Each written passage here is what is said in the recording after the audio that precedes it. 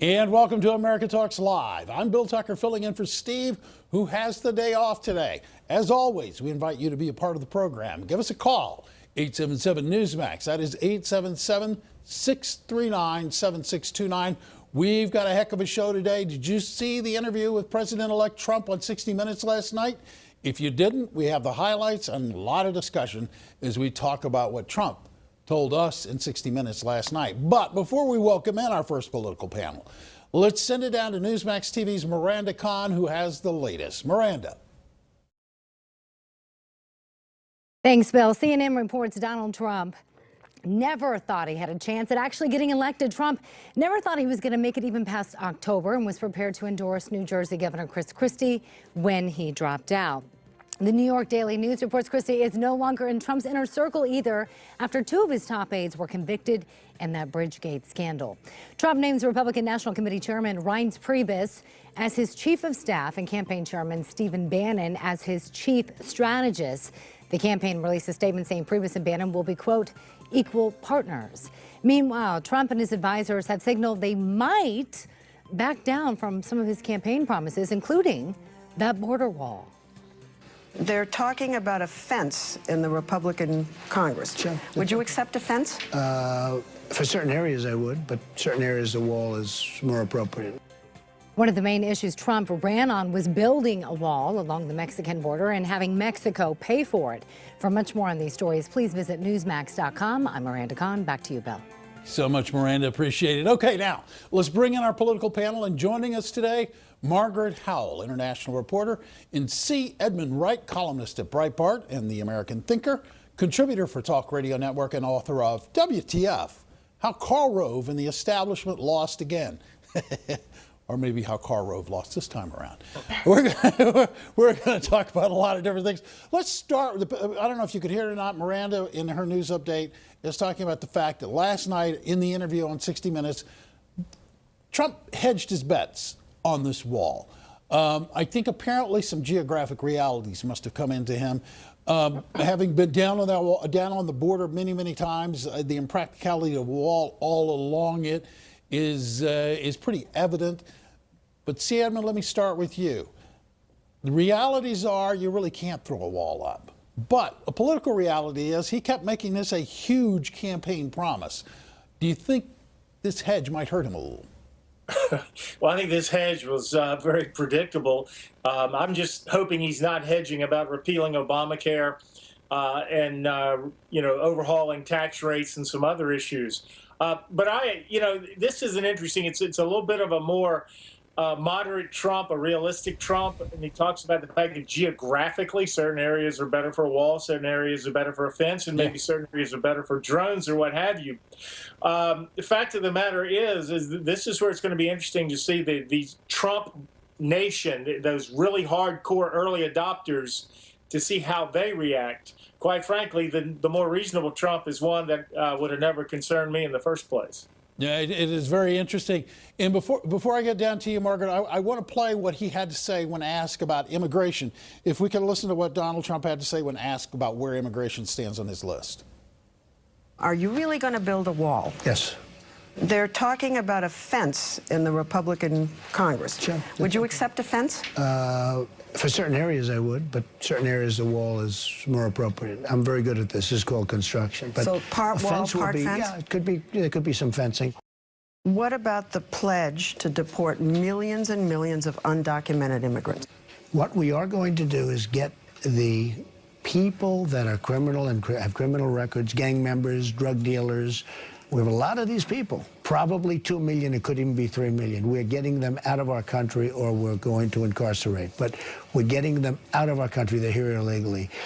After the border is secured and after everything gets normalized, we're going to make a determination on the people that you're talking about who are terrific people.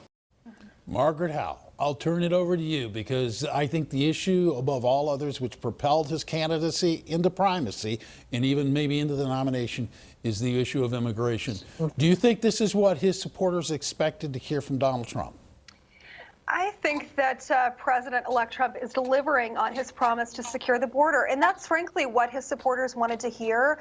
And he is delivering on that. The semantics or the specifics, if you will, obviously that remains to be hashed out. But he's saying that he is delivering on the promise. Also, I'm really encouraged as a Trump supporter that he is going to deport people that have committed violent offenses against American citizens. This is something that I cover frequently as a reporter, and these cases are really heartbreaking. And I think that he is making good on these promises. I'm encouraged, and I think that, it remains to be seen. Look, he hasn't even taken office yet. What do we have, 66 days? I say we give him a chance, and it looks like, he's coming out and saying these issues are still on the table for me. More importantly, Leslie Stahl, she sat on that they sat on the interview. CBS, they decided to air an Obamacare piece instead of this, this amazing interview of the president-elect calling to end the violence. Holding that for 2 days, I have more of an issue with that than anything Trump had to say. Yeah, no, that's actually interesting. And see, Edmund, I was very encouraged, in fact, last night when Leslie Stahl asked him about the people who purport to be his supporters in the violence that they have reportedly committed in his name. I thought Trump gave a remarkably forthright answer. Were you satisfied that he was strong enough? Yeah, that was an appropriate answer. That was strong enough. And if I may go political here for a second and answer the question I'd like to answer instead of the one you asked. Go ahead.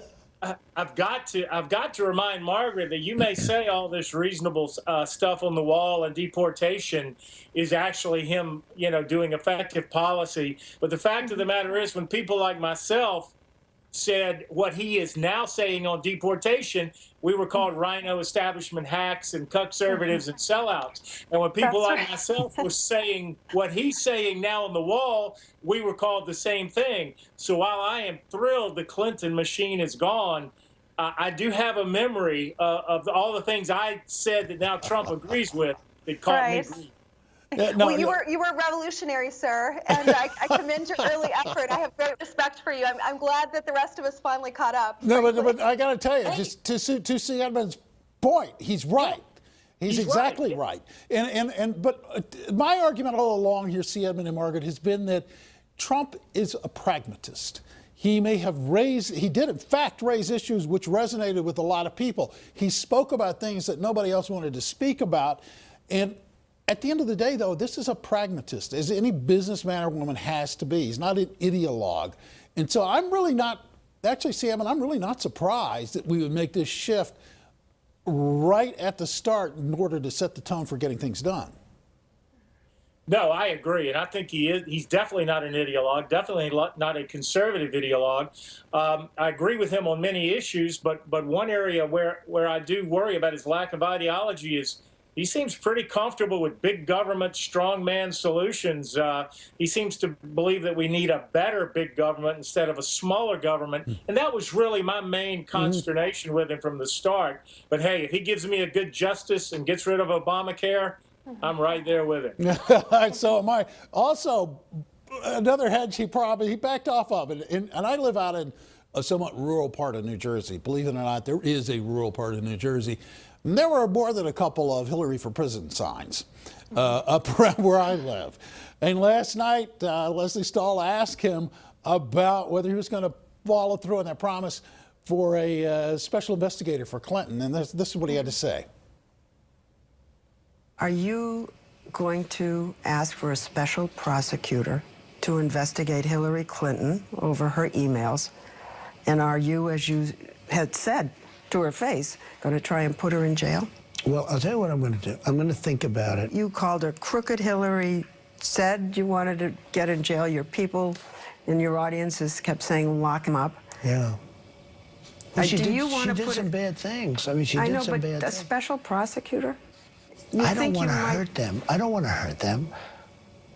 They're good people. I don't want to hurt them. And I will give you a very, very good and definitive answer the next time we do 60 Minutes together. All right. Margaret, I'll come to you in a minute, but I know C. Edmund's going to have to leave us here in a second. So, C. Edmund, were you as amused by that in that political bone that was thrown out openly on the table as I was last night?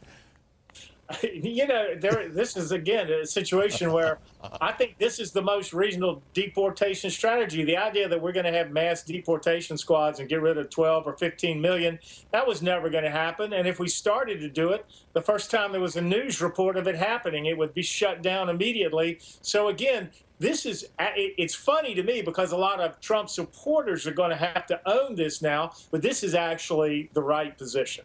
Yeah, I think so as well. Do you think it's the right position to hold off, keep your powder dry in terms of appointing a special prosecutor to go after Clinton?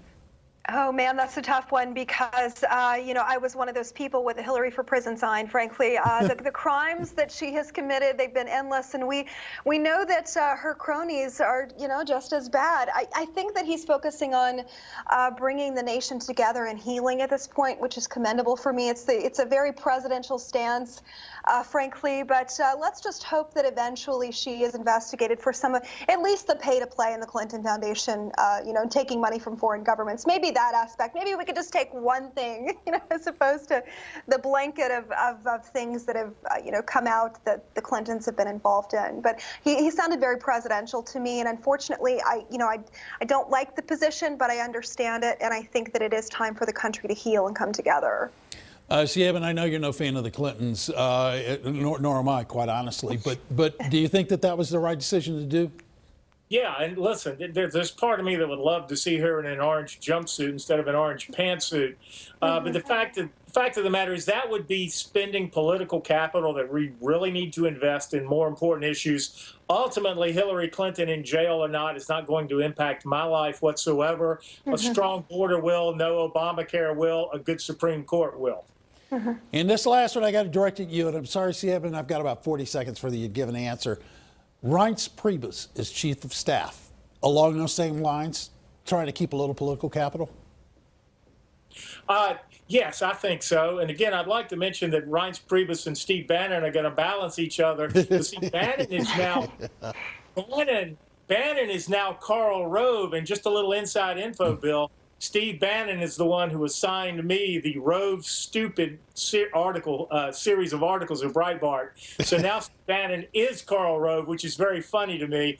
I think he'll I think he'll be a good influence. Well, this is when politics becomes fun to me because it's full of irony, and I think it's outstanding.